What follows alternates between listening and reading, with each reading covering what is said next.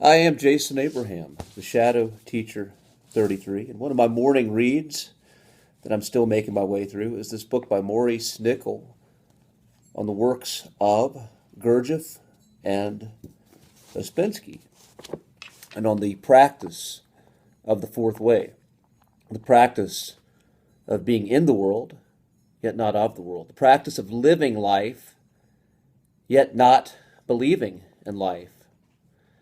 And one of the concepts that I recently came upon was this concept of internal considering. This is the concept that holds one back from living their authentic self. Again, part of the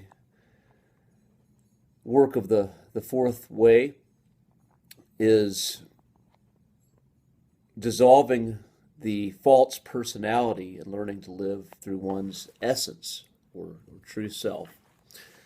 And this concept of internal considering could also be translated as being self-absorbed, being heavily identified as an I or a me, a false I, saying, this is mine.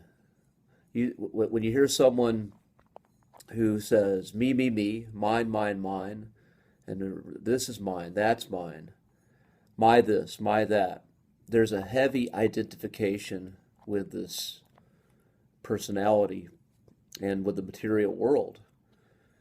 And again, the extreme case of this would be narcissism, where someone is so heavily identified with a false self and this high sense of entitlement that they're unaware of the energy around them. They're unaware of their environment, and they're unaware of the life process of others. And this is what Gurdjieff would refer to as internal considering.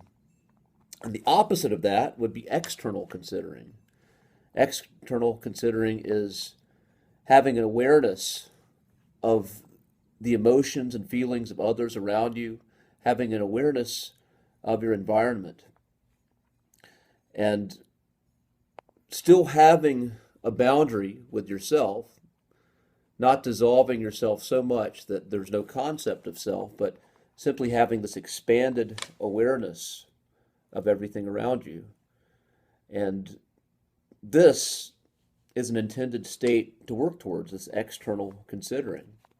Now, empaths, once again, they tend to absorb everything around them and much of the time need to work on a boundary, but not to the extent of becoming so identified as one who is caught in the trap of internal considering.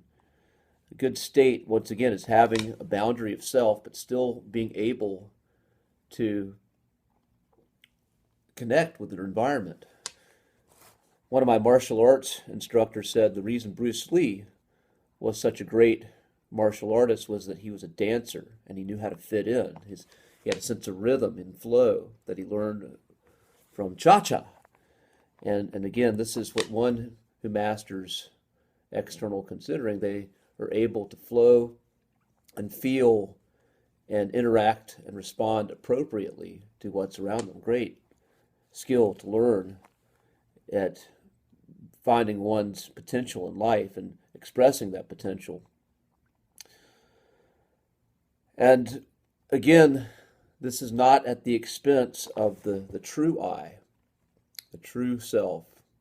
I found too, when I had that experience with a Native American sweat lodge, this experience, this ego death, the ego annihilation, dissolves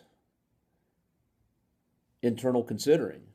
And one of the experiences that I noticed when everyone is praying and you have to sit patiently in the heat, the intense heat and steam, and allow everyone to have space and express their hearts. What you notice as you're sitting in that discomfort is that the feelings, the pain and the desire of others, they're not a whole lot different than yours. And you start to see that connection with other life that's outside of you, and things that you said, this is mine, this is exclusive to me, you realize it's not.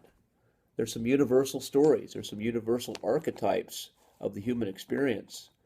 And that opens up that pathway of empathy, that pathway of external considering. So with that being said, just giving you something to think about. Part of the reflection of the day, and we all go into this, we get over-identified with the my, me. I've got to get there first because it's mine. I've got to beat someone out to something because it's mine. And again, this internal considering is a great source of suffering. And much of the spiritual work of practices such as the fourth way is reducing unnecessary suffering in the human experience. So I'm going to end this transmission, and I will see you on the other side. Be well, my friends.